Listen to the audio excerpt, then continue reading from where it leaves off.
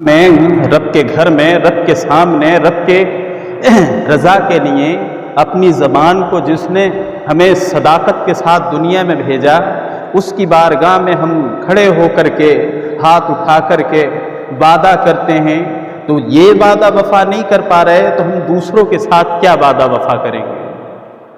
یہ چیزیں دیکھ کر کے غیر قومیں کہتی ہیں جو اپنے رب کے نہ ہوئے وہ ہمارے کیا ہوں گے؟ جو اپنے رب کے نہ ہوئے وہ ہمارے کیا ہوں گے؟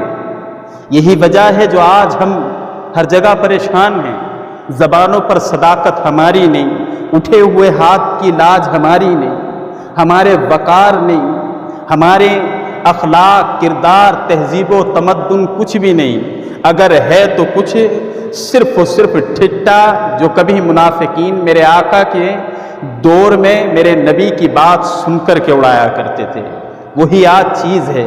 اس لیے ہم پریشان ہیں، ہر جگہ پر گھروں میں برکتیں ہمارے نہیں، بیماریاں سر سے پیر تک ہمارے کاروبار میں ترقی نہیں، برکتیں نہیں، ہمارے گھروں میں سکون نہیں، ہمارے گھروں میں چین نہیں۔ وجہ کیا ہے؟ اللہ رب العزت ارشاد فرماتا ہے کہ جب ہمیں دنیا میں بھیجا گیا تو اللہ نے وعدہ کیا تھا، اللہ سے ہم نے وعدہ کیا تھا بھیج دے، عبادت کریں گے، ریاضت کریں گے، زندگی کا ایک ایک لمحہ تیری رضا کے لیے ہوگا، کھائیں گے تو تیری رضا کے لیے۔ لیکن جب دنیا میں آئے، دنیا میں اللہ نے بھیج دیا، کلام پاک میں ہے الذین ینقضون عہد اللہ من بعد میثاقہ وَيَقْطَعُونَ مَا أَمَرَ اللَّهُ بِهِ أَن يُوصَلَ، اور وہ لوگ جنہوں نے اللہ سے وعدہ کیا، وعدہ کرنے کے بعد میرے رب کے وعدے کو توڑ دیا، بھروسہ دلانے کے بعد رب کو بھروسہ دلا کر کے اور ایسا بھروسہ دلایا کہ مولا تیری عبادت کریں گے، اللہ سے وعدہ وفا کرنے کی بجائے عہد شکنی کی، اللہ فرماتا ہے اولئک ھم الخاسرون، وہ لوگ دنیا میں گھاٹا اٹھانے والے ہیں، دنیا میں انہیں چین و سکون نہیں مل سکتا۔ آپ چاہو کسی بھی تعویذ کا آپ استعمال کریں، آپ کسی بھی تعویذ والے کو اپنے گلے میں لٹکائیں، آج یہی جگہ ہے، یہی بات ہے جو آج ہم لوگ ہر جگہ مارے جا رہے ہیں۔ علم کی قدر ہمارے پاس نہیں، علم کیا چیز ہے وہ ہمارے پاس نہیں۔ آپ غور تو کرو، جو قوم اپنے رب کی نہیں ہو وہ دوسروں کی کیا ہوگی؟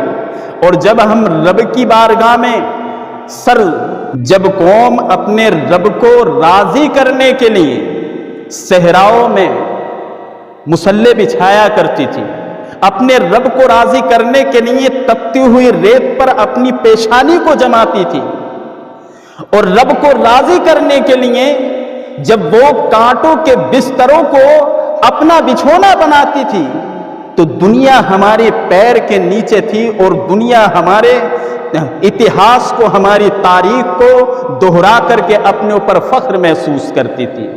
آج کیا اتہاس ہے؟ اگر پوچھا جائے ہم سے تو نبی کا صحیح طریقے سے نام معلوم نہیں، نبی کا نام معلوم نہیں، اور اگر پوچھا جائے غیر قومیں میرے نبی کے بارے میں ہم سے زیادہ جانتی ہیں، مسلمان ہیں جن سے محبت رکھتے ہیں، آج وہی دیکھو دین مصطفیٰ کو تار تار کرنے کے لیے کس طریقے سے کیسے کیسے شبخون مار رہے ہیں۔ وجہ کیا ہے؟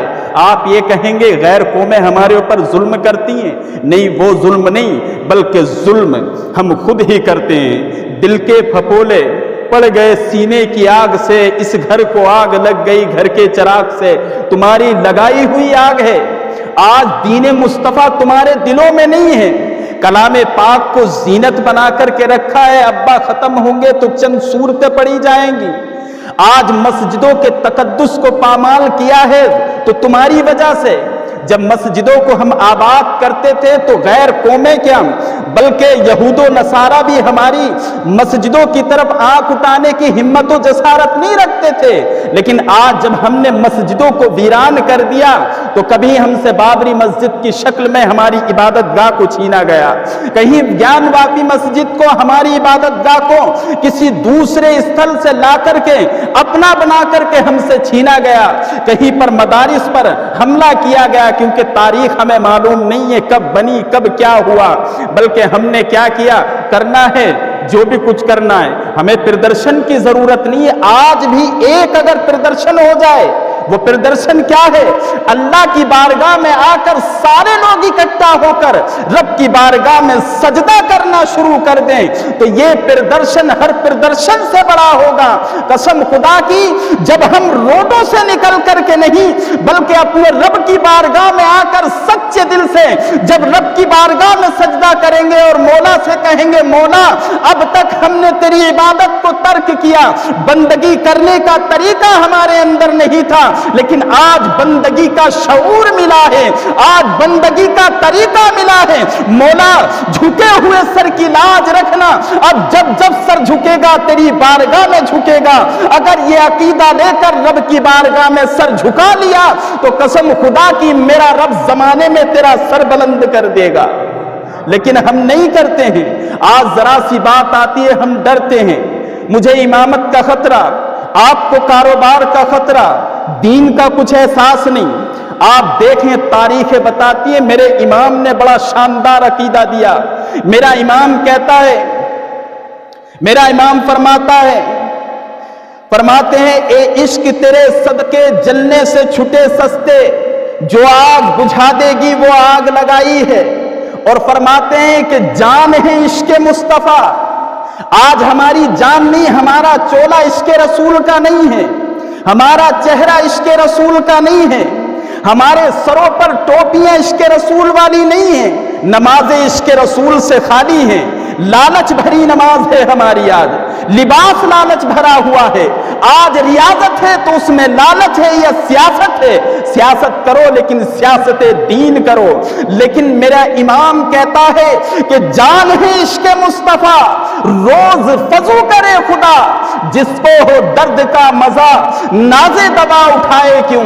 یہ بچپن میں شعر امام کا سنا، اور امام کے شعر کو سمجھنے کے لیے پہلے امام بننا پڑتا ہے، لیکن سمجھ میں نہیں آتا تھا میرے امام نے کیوں کہا کہ جان ہے عشق مصطفیٰ۔ جان ہماری عشق مصطفیٰ نہیں ہے، میرے باپ کا نام فرزند علی ہے، دی ہوئی جان اس کی ہے، کسی کے باپ کا نام اقبال ہے، جان دی ہوئی اس کی ہے، لیکن امام نے کہا جان ہے عشق مصطفیٰ۔ تو مکہ کی سرزمین کو آپ دیکھیں، حضرت خبیب آپ سولی پر نہیں چڑھ سکتے، آپ اپنا وقت رب کی بارگاہ میں عبادت کے لیے نہیں دے سکتے، لیکن میرا خبیب جو عشق رسول کی شمع کو کلیجے میں لے کر اپنی جان کو عشق رسول کا توق سمجھ کر کے گلے میں ڈال کر سولی پر چڑھا تو فرشتوں نے اسے غسل دیا، اس کی لاش کو فرشتے لے کر کے گئے۔ لیکن یہی عشق رسول جب جان بن کر حضرت بلال کے حلقوم میں اٹکا تو امیہ بن خلف نے امام میرے آقا علیہ السلام کا وہ چہیتا بلال، جسے آج ہمارے یہ پنکھے چلتے ہوئے پسینہ نکال رہے ہیں، مکے کی تپتی ہوئی ریت تھی اور پیٹھ ننگی تھی بلال کی، اور لٹانے کے بعد سینے پر پتھر رکھ کے اور اس پر ہتھوڑوں کی بوچھار کی جاتی تھی۔ امیہ کہتا تھا بلال اس تپش سے بچنا چاہتے ہو، اس مار سے بچنا چاہتے ہو تو تمہیں مصطفیٰ کا کلمہ پڑھنا چھوڑنا پڑے گا، تمہیں اللہ کا نام لینا چھوڑنا پڑے گا۔ لیکن ایک بلال ہے جو تپش کو برداشت کرتا ہے، گرجوں کی مار کو سہتا ہے، پتھروں کی مار کو سہتا ہے، لیکن میرا بلال کہتا ہے امیہ جان ہے عشق مصطفیٰ، جب تک بلال کے نتنوں میں دم ہے، جب تک بلال کی سانسوں میں سانس ہے، تو جسم کی چمڑی کھینچ سکتا ہے لیکن عشق رسول کو بلال کے کلیجے سے نہیں نکال سکتا، اللہ کے خوف کو نہیں نکال سکتا۔ آج اللہ نے وہ عشق رسول میں دنیا میں عشق رسول میں غوطہ لگا کر جب اپنی قربانیوں کو دی تو اللہ نے وہ مقام دیا کہ آج جنت کی حوریں جھانک جھانک کر میرے بلال کے دیدار کے لیے ترستی ہیں۔ یہ جان ہے عشق مصطفیٰ۔ آج ہم ہاتھ کھڑا کرتے ہیں اور ہاتھ کھڑا کرنے کے بعد آپ اپنے دعوے اور دلیل میں دونوں میں جھوٹے ثابت پاؤ گے۔ یہی عشق رسول ہے۔ عشق رسول مسجدیں بنانے سے نہیں ہوتا ہے، عشق رسول کسی کا گلہ کاٹنے سے نہیں ہوتا ہے، بلکہ عشق رسول دیکھا تو مکے سے نکل کر کربلا کی دھرتی پر جائیں۔ آج ہم عشق رسول کیوں پیدا کریں؟ عشق رسول جب ہوتا ہے تو پارچے زمین پر بکھرے ہوئے نظر آتے ہیں۔ عشق رسول جب سینے میں آتا ہے تو کہیں پر حضرت عباس علمبردار کی شکل میں بازو تڑپتے ہوئے نظر آتے ہیں۔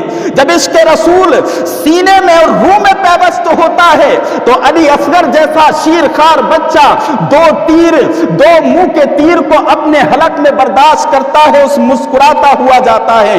جب عشق رسول یہ روح میں پیوست ہوتا ہے تو کہیں پر حضرت حمزہ کو شہید کیا جاتا ہے، لیکن تلوار کا درد نہیں ہوتا ہے، بلکہ شہادت کے جام پر مسکراتے ہوئے جاتے ہیں، کیونکہ یہ جان مصطفیٰ کے عشق میں دی ہے۔ جب عشق رسول حسین کی بارگاہ میں آتا ہے، حسین کی رگوں میں دوڑتا ہے، تو آج ہم اپنا وقت نہیں دے پاتے ہیں، ہم مسجد میں آنے سے کتراتے ہیں، دین کو مضبوط کرنے کی وجہ بلکہ دین کو کمزور کرتے ہیں۔ لیکن حسین نے پورے خاندان کو ساتھ لے کر کے چلا ہے۔ عباس علمبردار کے بازو الگ تڑپ رہے ہیں۔ حضرت سکینہ جس کے تعلق سے کلام پاک میں فرمایا انما یرید اللہ لیذھب عنکم الرجس اہل البیت ویطہرکم تطہیرا، اے محبوب میں تیری آل کو طاہر کر دوں گا۔ آج اس سکینہ کے چہرے پر جسے لبے حسین لگے ہوں، دین کی خاطر، مصطفیٰ کے عشق کی خاطر تھپڑ مارے جا رہے ہیں، لیکن مسکرا کر کے تھپڑوں کو برداشت کیا جا رہا ہے۔ میرے حسین کا جب یہ عشق روح میں بستا ہے تو میرا حسین عشق رسول کی بنیاد پر اپنا سر قلم کرا دیتا ہے اور نیزے کی نوک پر تلاوت کلام اللہ سناتا ہے۔ اور جب حسین سے پوچھا جاتا ہے تو میرا حسین کہتا ہے اے حسین، تمہارے عباس کے بازو تڑپے، تمہیں تکلیف نہیں ہوئی؟ تمہاری سکینہ کے تھپڑ مارے گئے، تمہیں تکلیف نہیں ہوئی؟ علی اصغر کے حلق سے تیر اتارا گیا، کیا تمہیں درد نہیں ہوا؟ حضرت امام زین العابدین جو بخار کی حالت میں ہیں، ان پر تھپڑ مارے گئے، کیا تمہیں درد نہیں ہوا؟ اور تمہارا سر تن سے جدا کر دیا گیا، کیا وجہ تھی جو تمہیں درد نہ ہوا؟ تو میرا حسین کہتا ہے درد نہیں ہے، بلکہ عشق رسول کا مزہ یہی ہے۔ جب یہ بات میں نے پڑھی، تاریخ پڑھی، تو امام کا شعر سمجھ میں آ گیا، اور سمجھ میں آ گیا کہ جان ہے عشق مصطفیٰ، روز فضو کرے خدا، اور جس کو ہو درد کا مزہ نازے دبا اٹھائے کیوں؟ جسے نبی کے عشق کے درد کا مزہ پڑ جاتا ہے نا، وہ دنیا کے درد کو بھول جاتا ہے۔ آج ہم ذرا سی بات میں دیکھیں، اگر آج بھی انسان مسلمان اپنی حقیقت پر آ جائے، جو مصطفیٰ نے، میرے آقا علیہ الصلوۃ والسلام نے ہمیں طریقہ سنت سکھائی تھی، اگر آج بھی آ جائے تو ہم انسان ہیں۔ یہی ہندوستان کی تاریخ ہے، یہاں سے جو ایمان لانے والے جانور ہیں ان کا بھی کوئی کچھ نہیں بگاڑ پاتا ہے۔ میں آپ کو ایک تاریخ سے آشنا کروں، اس کے بعد بات ختم کروں۔ آج ذرا سی حرارت ہوتی ہے، انسان ڈر جاتا ہے حق بات بولنے میں، کہیں FIR نہ ہو جائے، کہیں یہ نہ ہو جائے، میرا رشتہ دار نہ ہو جائے۔ آج ہمیں ڈر رہتا ہے کہ کہیں ہمیں مار نہ دیا جائے، ہمارے بچوں کو یتیم نہ کر دیا جائے، ہماری اولادوں کو، ہماری بیویوں کو بیوہ نہ کر دیا جائے۔ لیکن قسم خدا کی، ایک ہندوستان کی سرزمین پر ایک ایسا ہمارا مسیحا اللہ کے رسول نے بھیجا جسے سلطان الہند کہا جاتا ہے۔ سلطان الہند، میرے آقا نے فرمایا کہ جب تمہیں آنے والے دور میں مصیبتوں کا سامنا کرنا پڑے، ظلم و تشدد کے پہاڑ تم پر توڑے جائیں، تمہارے اوپر انگلیاں اٹھائی جائیں، تمہیں جب قتل کیا جانے لگے، تمہاری مسجدوں کو ویران کیا جانے لگے، تمہارے مدارسوں پر حملہ، تو گھبرانا نہیں ہے۔ لا تحزن معه، ڈرنا نہیں، میں اس کو تمہارے ساتھ بھیجوں گا۔ وہ ہے کون؟ وہ حضور سیدنا خواجہ معین الدین چشتی۔